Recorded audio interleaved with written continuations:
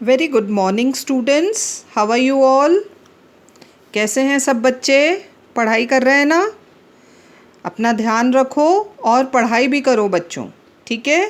Keep revising your chapters daily and also making your notes. I hope अभी तक last 3 chapters के exercises, question answers आप लोगों ने कर लिए हैं। Have you written them in your copy? नहीं लिखे हैं तो लिख लो। हाँ, जब स्कूल खुलेंगे हम चेक करेंगे उन्हें। So be particular with your work, okay. So we were doing, coming to a lesson, the second chapter of geography, that is natural resources, land and soil resource. Yesterday we have started this chapter and there we have read that land, air and water are 3 major resources. ये हमने पढ़ा था कल। फिर हमने start किया था land resource and land use. Land is the resource of utmost importance, सबसे बड़ा रिसोर्स है लैंड। और अब हम लैंड यूज़ पढ़ रहे थे। येस्टरडे लैंड यूज़ पर हमने ख़त्म किया था। And land is of 3 types, mountain, plateau and plains. ये 3 मेजर लैंड फॉर्म्स हैं और इन्हीं को डिटेल में आज हम समझेंगे। What are these 3 different types of landforms? So we'll start with mountains. The first type, the major type of landform is the mountains. Mountains of the world, example, the Himalayas, were largely a source of securing rainfall and rivers. As we all know, 99% of the rivers, they are coming down from one or the other mountain. उनकी starting कहाँ से होती है? Mountain से। और India की तो जो मेजर रिवर्स हैं, पेरिनियल रिवर्स हैं जिनमें साल भर पानी रहता है, they are coming down from Himalayas. तो they are a major source of rainfall. Extreme cold, ये फीचर्स हैं देखो हिमालयास के या माउंटेन्स के। Extreme cold, lack of vegetation, बहुत ठंड है वहाँ पर, no vegetation, made them sparsely populated, इसलिए वहाँ पर इतनी कम पॉपुलेशन है। What is sparsely populated? Less population, बहुत कम पॉपुलेशन रहती है। They did not allow agriculture as there was lack of cultivable soil. Mountains की जो सॉइल होती है उसमें एसिडिक कंटेंट ज़्यादा होता है और फर्टिलिटी कम होती है, so you can not grow crops there. तो माउंटेन्स पर एग्रीकल्चर बहुत कम होता है। And lack of transport facilities because of undulated land, ऊबड़ खाबड़, ऊंचा नीचा, इस तरह का लैंड होता है माउंटेन्स पर, तो वहाँ पर पॉपुलेशन कम रहती है, ट्रांसपोर्ट नहीं चल सकता because of that land. The major mountains of the world, underline करो बच्चों कौन कौन से हैं ये मेजर माउंटेन्स। देखो, the Alps in Europe, the Rockies in North Africa and the Himalayas in Asia. These are the 3 major mountain ranges. सबसे highest Alps in Europe, Rockies in North America and the Himalayas sorry, in Asia. They are abounded in snow. They are snow-capped mountains. They have glaciers and deep gorges. Above a certain height, एक particular height पर जाने के बाद जब आप पहुंचते हो, when you start climbing these mountains, no vegetation was available. 8th class science से जानते हैं, as we climb up the mountains, oxygen की कमी होती जाती है and because of that vegetation भी कम होती जाती है। तो after reaching a particular height, there is no vegetation. Their forest and scenic beauty were a source of attraction for tourists. Specially क्या मिलेंगे वहाँ पर? Either you'll find dense forest and beautiful scenes, scenic beauty. और इसीलिए हम ज़्यादातर छुट्टियों में कहाँ जाना पसंद करते हैं? माउंटेन्स पर। हाँ, tourist they prefer to go to mountains. But now man is using mountains. अब उन्हें हमने क्या बना लिया है? As a resource. पहले सिर्फ हिल स्टेशंस पर घूमने जाते थे, but now we have made mountains as a resource. क्या हो रहा है माउंटेन्स पर? Horticulture. What is horticulture? Growing of vegetables, specially vegetable. Crops नहीं ग्रो हो रहे हैं, but we have started growing vegetables there. So horticulture is being practice successfully.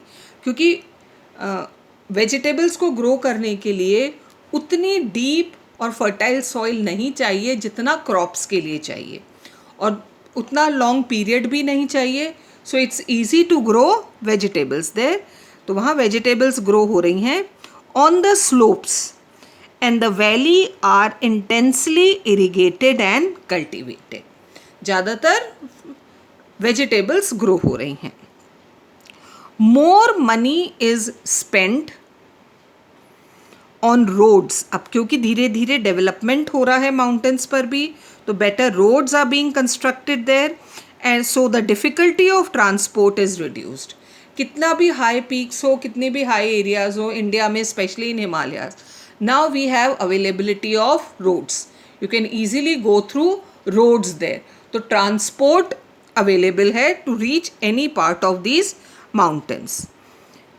There is development of hydropower. What is hydropower, children? पता है आपको hydropower क्या है? Electricity made by water. Water electricity को क्या कहते हैं? Hydropower. Because there are perennial rivers. साल भर बहने वाली नदियाँ हैं, तो उन पर डैम्स बनाकर what have we started making there? Hydroelectricity. That is hydropower. There is development of hydropower potential from the waters of snow-fed perennial rivers. ये rivers they are perennial.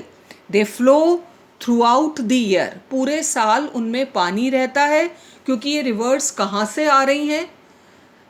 Himalaya से, स्नो केप्ट माउंटेन्स. तो वो snow जो mountains पर है वो धीरे धीरे पानी बनकर इन रिवर्स में पूरा साल बहती है. तो these rivers have water throughout the year, और इसीलिए पॉसिबल है to make hydro electricity from these rivers. There is development of hydro power potential from the waters of snow fed perennial rivers. Scandinavian countries of Europe, Europe में particular area है, वहाँ के countries को क्या कहते हैं? Scandinavian countries like Finland and all, and Japan in Asia. ये कुछ कंट्रीज़ हैं. They have solved there difficulties by developing cheap power. क्योंकि और इन जो कंट्रीज़ हैं, स्पेशली जापान एंड एशिया, इन्होंने ये हाइड्रो इलेक्ट्रिसिटी बहुत अच्छे से डेवलप करी है. इलेक्ट्रिसिटी अवेलेबल है पूरा time and it's very cheap. सस्ती पड़ती है ये इलेक्ट्रिसिटी, क्योंकि वाटर रिन्यूएबल रिसोर्स है, हाँ, और कंटिन्यूस मिल रहा है. तो जो इलेक्ट्रिसिटी प्रोड्यूस हो रही है वो बहुत सस्ती पड़ती है, और जब सस्ती इलेक्ट्रिसिटी होगी तो डेवलपमेंट और तेज़ी से होगा. तो इन कंट्रीज़ ने ये cheap power, hydro power develop करा है, और इसकी हेल्प से वो अपनी कंट्रीज़ का डेवलपमेंट कर रहे हैं. The mineral wealth of less rugged fold mountains. और थोड़े से जो लोअर माउंटेन्स हैं, जहाँ पर ऊंचा नीचा माउंटेन थोड़ा कम है, वरना अगर आप हाई अप द माउंटेन्स जाओगे एल्प्स पे, हिमालयाज़ में, तो you will find high peaks. लेकिन जो लो लेवल के माउंटेन्स हैं, from where we can take out minerals, वहाँ से हम क्या निकाल रहे हैं? मिनरल्स निकाल रहे हैं. तो वो मिनरल्स भी हम बहुत अच्छे तरीके से यूज़ कर रहे हैं.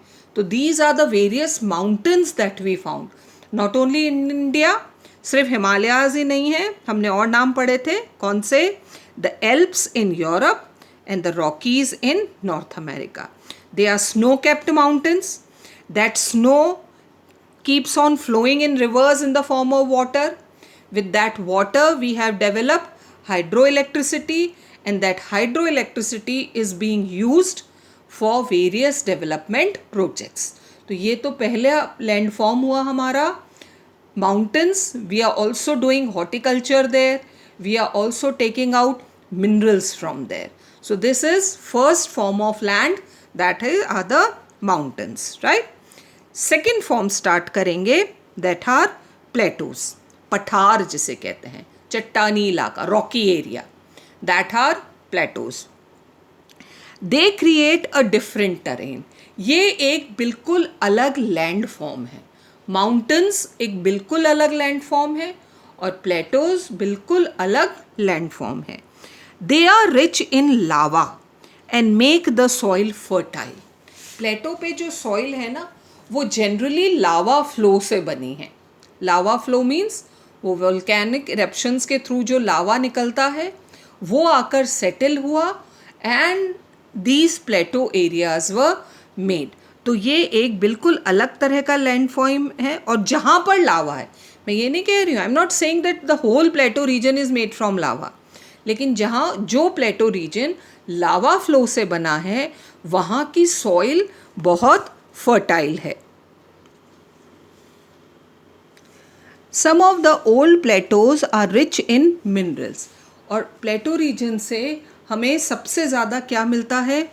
मिनरल्स, क्योंकि चट्टाने हैं, रॉकी एरिया है, rocks are there, so from rocks we found different types of minerals.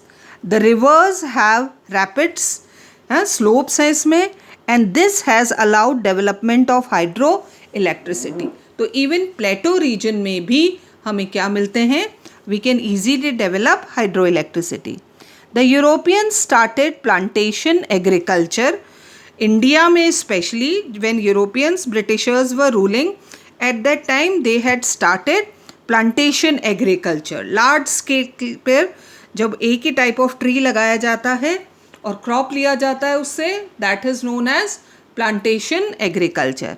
तो in India, Britishers had started plantation agriculture in Plateau region and the benefits are still being enjoyed by Plateau dwellers. और आज भी Britishers तो चले गए country छोड़कर, but still those plantations are there, they are owned by Indians और वो अभी भी उसका फ़ायदा उठा रहे हैं in India, East Africa and Brazil.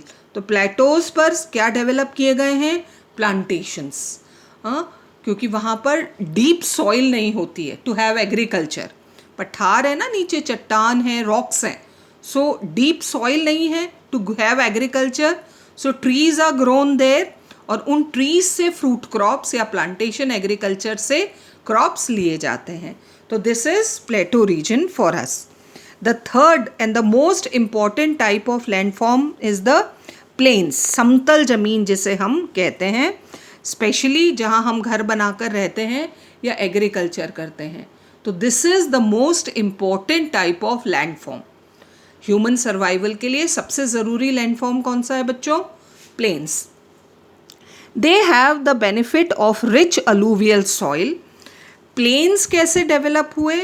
Reverse coming down from mountains, उस पानी के साथ जो रिवर्स में बहकर आ रहा है माउंटेन से, उस पानी के साथ अलूवियम फर्टाइल सॉइल बहकर आती है और जब समतल ज़मीन पर आती है पानी तो बह जाता है और वो अलूवियम वहीं रह जाता है।